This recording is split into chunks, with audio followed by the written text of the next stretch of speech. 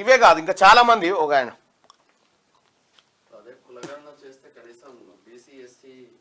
ఈ లెక్క బయటకు వస్తుంది కులగణన చేస్తే. అయితే విషయం ఏంటంటే తెలంగాణ రాష్ట్రంలో అన్న జర మా లెక్క చెప్పు అని ఒక ఆయన అంటా ఉండు. వాళ్ళ లెక్క ఏంది ఒకసారి చూద్దాం. ఇక్కడ గొల్ల వాళ్ళు యాదవులు ఆయన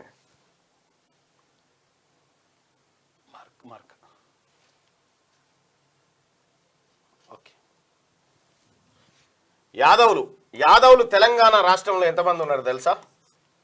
యాదవులు తెలంగాణ రాష్ట్రంలో అత్యధిక సమగ్ర కుటుంబ సర్వే లెక్కల ప్రకారం అత్యధికంగా జనాభా కలిగినటువంటిది ముదిరాజు సామాజిక వర్గము. ముదిరాజులు ఎంతమంది ఉన్నారంటే సమగ్ర కుటుంబ సర్వే ప్రకారం 24,28,942 ఇంతమంది ముదిరాజులు ఉన్నారు. వాస్తవానికి 1,00,000కు ఒక ఎమ్మెల్యే గెలవాలనుకుంటే ఇప్పుడు ముదిరాజులు ఎంతమంది ఎమ్మెల్యేలు కావాలి? 24 మంది ఎమ్మెల్యేలు కావాలి. ఎంతమంది ఎమ్మెల్యేలు అయ్యారు ఇప్పుడు? ఒక్కడే. మరి ముదిరాజులకి 23 సీట్లు ఎవరికి పోయినట్టు ఆలోచన చేసుకోరు. యాదవుల జనాభా ఎంత ఉందంటే తెలంగాణ రాష్ట్రంలో second largest population community Yadava. ఎంత యాదవులు అంటే 19,77,368 మంది. 19,77,368 మంది యాదవులు ఉన్నారు. ఇక యాదవులు కుర్మ అని ఉంటుంది ఇంకో సామాజిక వర్గం, కుర్మ సామాజిక వర్గం. గొల్ల కుర్మ రెండు కలిపి మెజారిటీ పీపుల్ ఉంటారు. కుర్మ వాళ్ళు ఎంతమంది ఉంటారు అనుకుంటున్నారు మీరు? ఒకసారి కామెంట్లో తెలియజేయండి. అంటే మీ ఎక్స్పెక్టేషన్స్ ఏంది?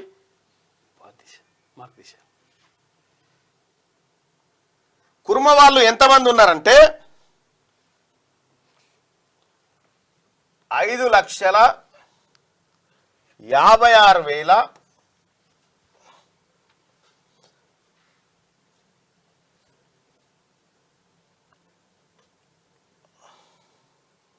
5,56,612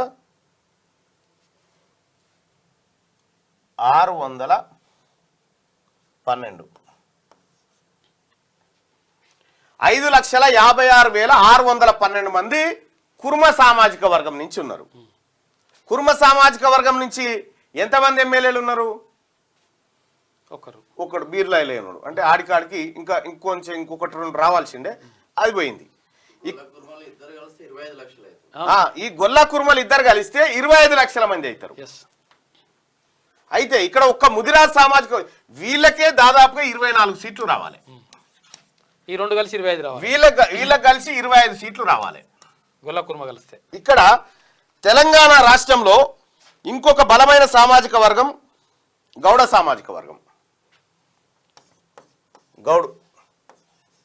గౌడ సామాజిక వర్గం వాళ్ళ ఎన్నున్నాయి తెలుసా?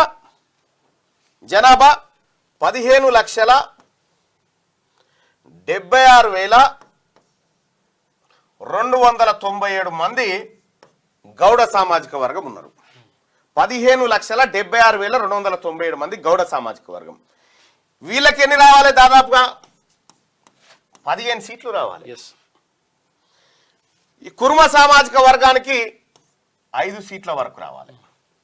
తెలంగాణ రాష్ట్రంలో ఇక గౌడ్స్ తర్వాత బలమైన సామాజిక వర్గం వచ్చేసి మున్నూరు కాపు. మున్నూరు కాపులు ఎంకే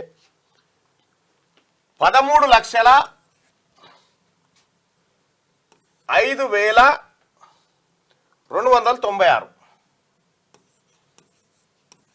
వీళ్ళెంతమంది ఉండాలి? 13 మంది ఎమ్మెల్యేలు ఉండాలి. ఇక్కడ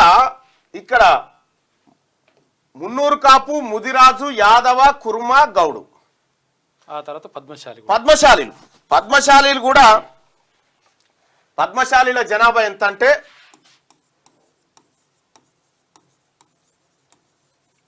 పద్మశాలీల జనాభా 12,15,078 మంది ఉన్నారు. వీళ్ళకి ఎన్ని రావాలి? 12 రావాలి. పద్మశాలీలకు 12 ఎమ్మెల్యేలు కావాలి. ముదిరాజులు 24 ఎమ్మెల్యేలు కావాలి. గొల్ల కుర్మలు కలిస్తే 25 రావాలి. గొల్ల కుర్మలు కలిస్తే 25 రావాలి. గౌడ్లకు 15 రావాలి. మున్నూరు కాపులకు 13 రావాలి. ఇగో ఇది లెక్క. ఇక్కడ చూడండి, వాళ్ళ జనాభా ప్రాతిపదికన చూస్తే 10, 16, 19, 6, 7, 8, 89 మంది ఎమ్మెల్యేలు వీళ్ళు కావాలి. 89 మంది ఎమ్మెల్యేలు వీళ్ళు కావాలి లెక్కకు, వీళ్ళ జనాభా ప్రాతిపదిక. ఇంకా చాలా ఉన్నాయి బీసీ కులాల్లో. అయితే బీసీలో ఉన్నటువంటి ఎంబీసీల కోటా కూడా దీంట్లోంచే తీయాలి.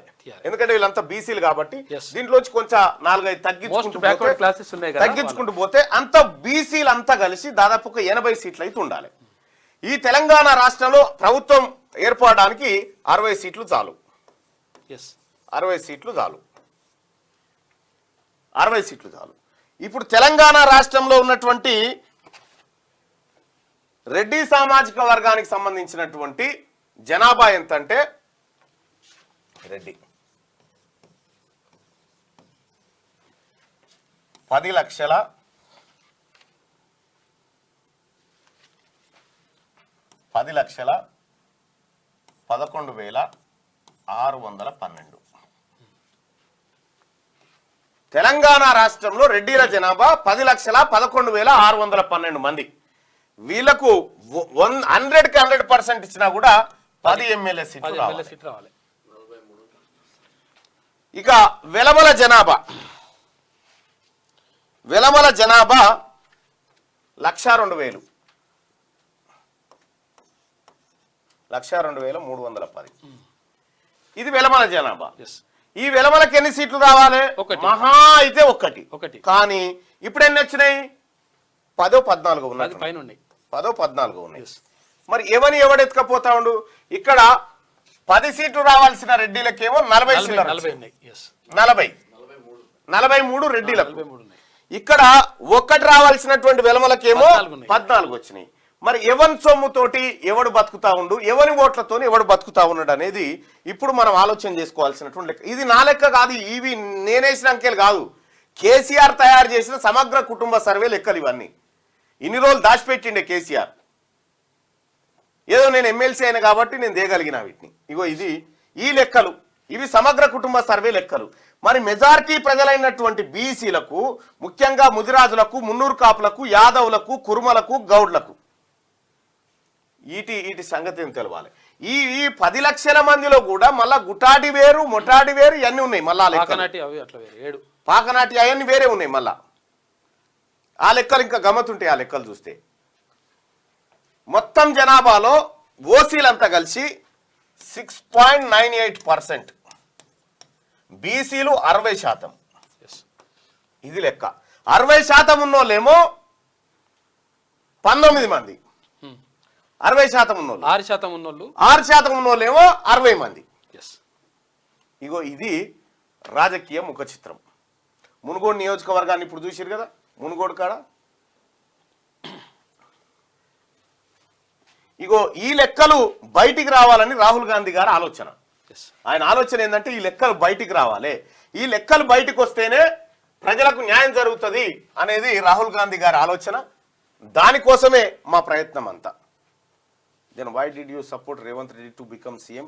You should have supported Batti Vikramarka. ఒక విషయం ఏం చెప్తా ఉన్నంటే, నేను మొన్ననే చెప్పిన, రేవంత్ రెడ్డి గారిని ముఖ్యమంత్రిని చేసుకోవడం కోసం బీసీ ప్రజలు ఓట్లేయలేదు. కేసీఆర్ మీద కోపంతో వేసిరు ఇక్కడ కాంగ్రెస్ పార్టీ అధిష్టానం రేవంత్ రెడ్డి గారిని సీఎం గా నిర్ణయించింది. వాళ్ళు తీసుకుంటే అధిష్టాన నిర్ణయం అది. ఏమైంది మల్లన్న గారు? కొంతమంది నా లెక్క తప్పు అని అడుగుతున్నారు కదా, వాళ్ళ లెక్క తెలుసుకోలేరా? ఒకరు చెప్తేనే తెలుసుకుంటారా? ప్రతి ఒక్కరు తమ కులాల లెక్క ఏంటో వాళ్ళే తెలుసుకున్నప్పుడే బాగుపడతారు. ఎస్ చెప్పంటారు కదా, చెప్పడం ఏంది, వాళ్ళే తెలుసుకోవాలి కదా అంటున్నారు. రైట్. బంజారాలది, దళితులది, డక్కలోల కానించి లెక్కలు ఉన్నాయి.